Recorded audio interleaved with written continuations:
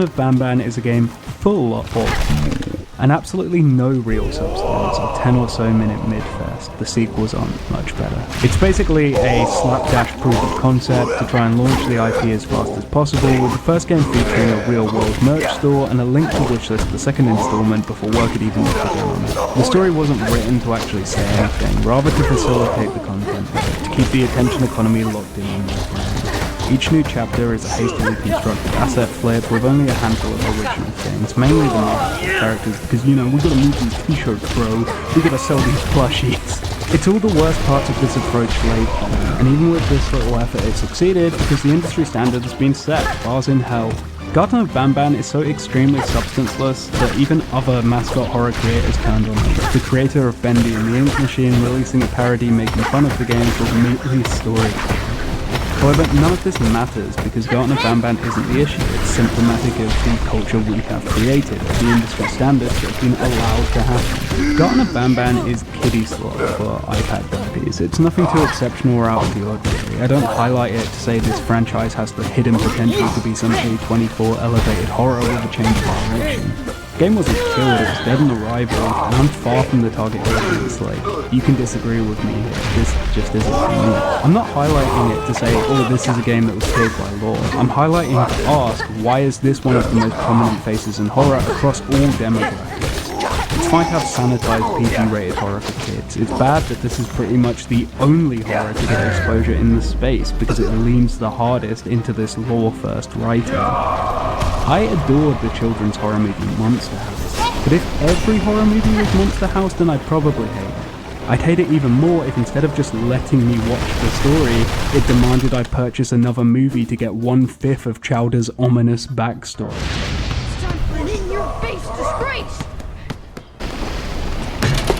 It's terrible that this absolute YouTube Shorts core game is representative of an industry standard spanning almost all well-known indie games. I appreciate this game existing because it really does strip back all the pretense and lay bare exactly how little care or attention to detail or planning needs to go into a series for it to be picked up. It's the perfect example of that. This game has every right to exist, but it takes up so much space in the lane of indie horror that I can't help but despise it. Were it the exception and not the rule, it wouldn't be a problem, but that simply isn't the case.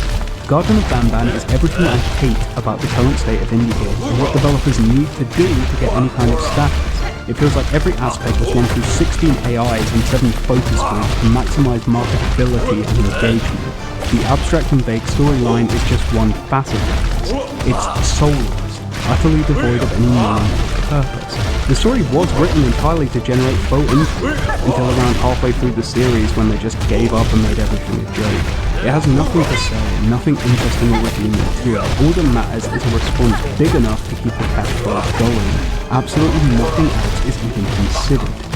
I can keep listing these effortless games designed entirely to create a never-ending number of theory videos, but I think by now I should have made my point, and I want to pivot into something a bit more hopeful. Let's stop talking about examples and go back to the big picture. Law is killing games and how can we change this? There may be times when you purchase something of questionable quality. All of these examples are great, but they only paint a small picture of the wider picture. Frankly, the indie landscape is becoming so incredibly oversaturated with this utter slop because it sells well, it dominates the attention, it gets big views on YouTube and fosters huge audiences because it's not a one and done stuff, but rather something you can build an entire content around. As we saw in the Hello Neighbor section, these studios are well aware of this. The idea isn't to create art or interactive experiences, it's to bleed the customers dry and fry their dopamine with endless shiny new content. Keep the brand going at all costs. But this is a problem because if we just have these infinite stories designed to never end or relinquish their hold on the audience, then there's no room to tell completed stories. No room to allow for a creator to explore a total narrative, to allow their fans closure and catharsis.